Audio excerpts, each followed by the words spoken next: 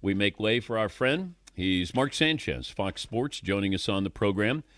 How good are the Rams? Cool.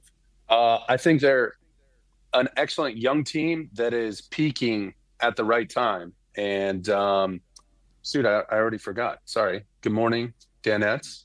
And Where I'm are you? I'm in Hawaii actually. My wife's we got we got twins on the way. So we're doing a little trip before she can't travel anymore, and then we'll be in dad mode and wife mode and baby mode for most of the off season. So this is our chance to get away, but I'm not going to miss you guys. 6'3", Coach. I'm getting a little heavy by the end of the season. I've been eating a little too much. I don't read on the sidelines. I eat hot dogs on the sidelines, and I'm probably like 240, 242 right now. So I need to trim up. Wow. Yeah. Okay. But Brady Rams, yeah. shouts you out though, Yeah. Mark, with the I remember seeing a quarterback I eating texted him during the game. I texted him during the game, and he texted me back like a quarter later, just with one of those funny emojis. Yeah, messing around with each other. But it's been cool to watch. And when you see other players doing what you're doing and watch them grow throughout the season, it's pretty fun. Okay, go back to eating the hot dog. Yeah. So you blew out the Raiders, Yeah. and you're eating a hot dog on the sidelines. Did you catch any heat from anybody? Oh my God. Yeah. So we win 3 straight. This is my rookie year. We win 3 straight. Then we lose like 4 straight. We go to California. I'm back home. It's in Oakland. We're playing the Raiders at the old Coliseum. And my whole family's coming to the game. My mom actually got a beer dumped on her by a Raiders fan that game because we were beating them so bad. And my brothers almost went to jail because they had to like throw this guy off over her. It was great. It was crazy, dude. Like classic Raiders game. So then I couldn't eat like the night before and the day of. I was just like so in my head and so upset and couldn't figure out what was going on, why we're losing, trying to get better, whatever. And I just didn't eat. So those guys on the sidelines that have white shirts and blue shorts, they have like one little NFL logo. They're kind of like ball boys. They do like water stuff, whatever. And so I just looked at one of them and I go, "Hey, dude, you got any food?" Because I got pulled out of the game. I said, "Do you have any food?" And he's like, "You mean like a power bar or like a something like that?" I was like, "I don't know, anything. Can you run up to concessions? I'll take a hot dog. I'll take a burger, like whatever you got." He goes, "Yeah, dude, I'll grab you a dog." And so he ran up, goes and gets a hot dog. As he's running away, I'm like, "Yo, grab some mustard." So he runs up, gets the mustard, and then you see the whole deal where Dan Deerdorf and it was Gumble. I think Gumble, R.I.P., was calling the game. But they had the camera on me, and they caught me. But back to your question about the Rams, because I've had them a couple times this year. I'm so impressed with Chris Shula and this defensive coordinator. You lose your defensive coordinator, Raheem Morris, to Atlanta, and he takes over the job, and people think like, "Oh yeah, first year." Well, he's been there for 8 years. With Sean McVay, knows exactly what this offense is, what this team looks like, how it's supposed to fit together. And the way they've drafted and developed, you gotta, tip your cap to Les Snead and this defensive staff because it's incredible. I mean, Byron Young, at one point, he was working at like a Dollar General and then ended up getting his chance to play at Tennessee or wherever he went. And he wears the number 0, he said, because that's how many people believed in me. And this dude's making great plays out there. Whether you get Kobe Turner from Wake Forest, who was originally at Richmond, then goes to Wake Forest for his senior year. The dude's a captain for the LA Rams defense, his second year in the league. Like, that's pretty impressive stuff. And then you put in these 2 rookies that wreaked havoc last year on the Florida State defense that basically had them undefeated. And it's, Fisk and Verse. And so they were able to generate pressure without bringing 5 or 6 players a lot. They did it occasionally. You saw the Kobe Durant pressure. But when you can do it with 4, that's a defensive coordinator's dream. You could just sit back, play coverage, generate your pressure with 4, and force that quarterback to get rid of the ball. You got plenty of guys in coverage. And, I mean, you got to give them all their due. They really, really played well in that game. And to Stafford's point, you were talking about all those yards. It wasn't going to be that kind of day. It wasn't going to be a throw for 350 type day. 5 touchdowns, 35 of 40. It's not that day. And for him to understand the formula to win that football game the way we're going to get after him on defense. That's what they talk about. When you say complementary football, that's what they're talking about. When teams understand that, know how to play that game, and sometimes it's time to just cut bait, move on with your life. You don't have to take the shot downfield, and obviously Matthew Stafford knows that. Okay, but let me look at the Vikings situation. You just got manhandled by the Lions the previous game. Yeah. You know the Rams are going to look at that blueprint and say, all right, let's just see. Can we bring 4 and put pressure on him and make him uncomfortable? We had Kurt Warner on last hour, and Kurt said, hey, I wasn't mobile, but I knew when to get rid of the ball. Sacks are not all created equal here. So Sure. What should the Vikings have done to mitigate the damage or certainly the pressure on Sam? Okay, this is an extreme example, but remember in the game when Stafford dumped the ball out? Yeah. And people, oh, it's intentional grounding, intentional grounding. Do you understand his level of understanding where all of his all of his pieces are at all times, and being able to get hit, close your eyes, still have that picture in your head of exactly where all the chess pieces are, and to just flip that ball out knowing you're going to get the ball where you're supposed to get the ball. I'm not getting sacked. I refuse to take negative plays. So sometimes when you'd see, even Peyton Manning, Tom Brady, immediately catch the ball, boom, it's not right, and either fall down instead of going back another 5 yards, or literally just rifle the ball at somebody's ankle. You're like, what the hell was that? Well, they know it's not worth it. You got me. I know when to hold him. I know when to fold him. Kenny Rogers, right? Like the gambler. I know how to play this game.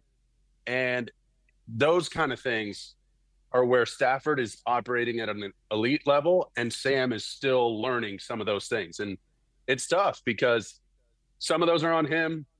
Some of those he could have got the ball out earlier. And in big games like that, we say this all the time. I think Pete Carroll was incredible about reminding us of these big moments, and all the commercials and all the hype surrounding this game makes this game feel bigger. Same size field, same size ball, same rules, except for overtime. So what are we doing? We go back to our fundamentals. We know when to get rid of the ball. We know when to hold them, when to fold them. Let's go play some ball. And Sam, unfortunately, he's just got to continue to learn. But hell of a year. I just feel bad because the last 2 games, that recency bias is going to crush him when it comes to, contract negotiations this offseason. That knocked him down a couple rungs. But, clearly he can play. Now it's getting him to that next level. If you're Minnesota, what do you think Sam Darnold's future is? Where is it? Well, I think now it might be better for Minnesota financially, because you start negotiating at a different number than you might have if he won the last 2 games, right? Or he would have won the last game and sat out this year. Yeah, sure. You totally can if you love McCarthy, and then you got to bring in another veteran, or you keep Daniel Jones, who's on the roster, and have him be your veteran, and then potentially be like Sam Darnold next year. Like they have plenty of options. The big questions are all the free agents they got on defense. I think Joe Buck might have said it last night, but I think Metellus is the only one in that back end in their secondary and linebacker group that's even on contract for the next year. So they got like 6 free agents there that were a critical part of their success. So I think it's not just the quarterback. There's Kevin O'Connell's shown he can play well with a lot of different quarterbacks already, whether it's, the pastronaut, whether it's Kirk Cousins, whether it's Sam Darnold, he can do it. So now it's okay. How do we win that first playoff game? They got to get out of the wild card round or get the first round bye and win a divisional. They just got to win a playoff game. And then, what are we doing on defense? Who's going to play for us at quarterback? I think those are great questions. But now I think if anybody has the leverage, it might be Minnesota a little more than Sam. Mark Sanchez, father in waiting, joining us on loan from Fox Sports. You're a competitive guy. Tom Brady is Tom Brady. But do you feel you're a better analyst than Tom Brady? Whoa. Careful now. Careful. Listen, and I hope Tom would say the same thing, that? But you got to feel like – I feel like if you're playing quarterback or if you're going to compete at anything, you got to feel like you're the best.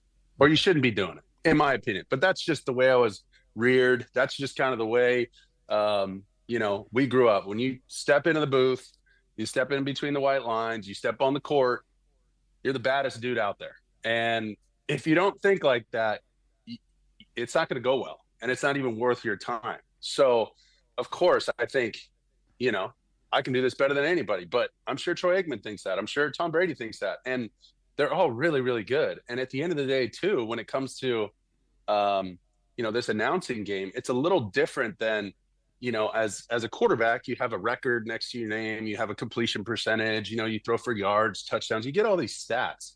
Was an announcer, you get a bunch of opinions about either you're good or not. Well, what makes you good? I don't know. You might like chocolate ice cream. I might like vanilla ice cream. We both think they're good. So, you know what I mean? So it's pretty subjective when you get to the announcing stuff. The thing that I do appreciate, though, and this is kind of a Fox thing that I've really, leaned into and looked up and kind of researched, but like when McMillan and Madden and, all these old school broadcasters were together on the Fox team, they would collaborate, because what happens is you have crossover tape. So think about it. You have a 16 to 18 game season, and you call the New Orleans Saints week 2, and then you have the New Orleans Saints at the Tampa Bay Buccaneers week 18. Well, if you haven't seen New Orleans for 16 weeks, that is a completely different ball club. And those narratives going into week 2 have changed in week 18. So it was interesting, before the last game of the season, we're together actually in the same place by happenstance, but I see Tom and he's working out, I'm working out. And he's like, hey, I got the Saints. You just called their game this past weekend in New Orleans. What's the word? Talk to me about him a little bit. You had him versus the Commanders. Boom. Now he's got the Commanders. So we're just talking and sharing ideas and stuff. And hey, man, here's what I saw. Here's where I think they got to get better. Here's what they're having problems with. Here's what they do really well. And this to me is their formula to win. So when you watch the tape, I'd keep an eye on stuff like that. And he does the same thing in, back and forth. Well, that's well and good. But who can bench more between you and Tom Brady? Who could bench more? Yeah. Oh, man. I don't know. No, he's all about elasticity. Yeah, he's not a big bench. Yeah, he's not a big pliability, all the bands and stuff. Yeah. I'll tell you what, he was getting it in that workout though, bro. I walked into the gym and I was like, I need a stretch. I just got off a flight. I had just arrived. I walked in with a pizza and sandals, and my man's over there like full Billy Blanks, like Tybo, like going 100 miles an hour. I was like, whoa. And then I finally realized it was him. I was like, who is this guy? Like, what are we doing? Oh, sorry. Got it. What's up, dude? Does Tom have a bunch of guys around him that they remind him how great he looks? Like, no. He's he's got a good group of people, and the trainer, I'm over there just thinking back to my old workouts, like, yeah, I think I'm supposed to do this that's now. That's why you weigh 242, Mark.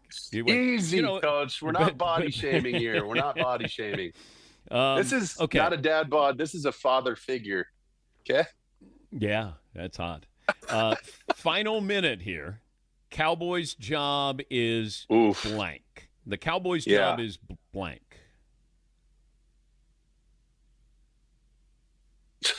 Interesting, wild, available. I mean, those aren't compliments. I don't know. I don't know who's best suited to take that job, because if you go Dion, I think there's he's started to catch up to that learning curve of coaching in college and clearly made progress, right? You can tangibly see there's more wins than the year before. He got good players there. He knows how to motivate, those kind of things.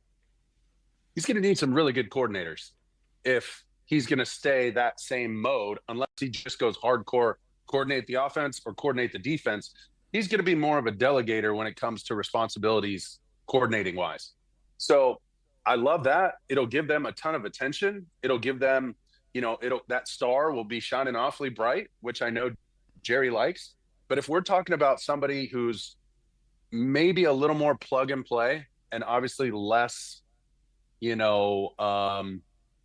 media fodder and less, stuff like that, less energy that way. I mean, how about a guy who grew up in the building, who's done so well for you, who's over in Philly in your division, lighting the world on fire and killing more? I mean, I just don't know if they do it, because it almost admits that they made a mistake by letting him go and keeping McCarthy at that point, right? So either way, this defense, I mean, you're going to blow up this defense no matter what. You're paying Dak, you're paying CD. You might want to figure out how to disperse some of that money a little bit. Got to revamp the O-line a little bit. But that defense was going to get blown up no matter what. I mean, they were hard to watch at times. They gave up a lot of big plays. Before I let you go, the Bills-Ravens game comes down to turnovers. If Josh Allen takes care of the ball the way he does and the way he's running it, that was their only Achilles heel these last few years in the playoffs. It would be one bad fumble, one mistake down the field trying to force the ball. If he plays turnover-free football, which Joe Brady's got him doing, their offensive coordinator, and you notice they're using Cook a lot more at the running back spot, not just running the ball, but catching the ball in the backfield. Josh has really stepped up his game, and it's really just cutting down the mistakes and eliminating those turnovers. You look at a Stafford, you look at Josh Allen, the guys that play the best this time of the year take care of the football. Safe travels. Good luck with Appreciate you, buddy. The Twins coming up. You got names? No, I'd like a poll question on that, though, because they're identical twin girls. So we're going to need, some good ones. Giselle? My son wants to name them Fish and Chips. I told him that's a tough sell. Please meet my daughter, Fish. Like, what? So I need Fritzy on that. I need the boys helping out. I need the Danettes helping I don't me think out. You don't need Fritzy on that. No, you don't. We'll come up with something. Yeah. Thank you, Mark. Appreciate you guys. Mark Sanchez, Fox NFL analyst, former NFL quarterback as well.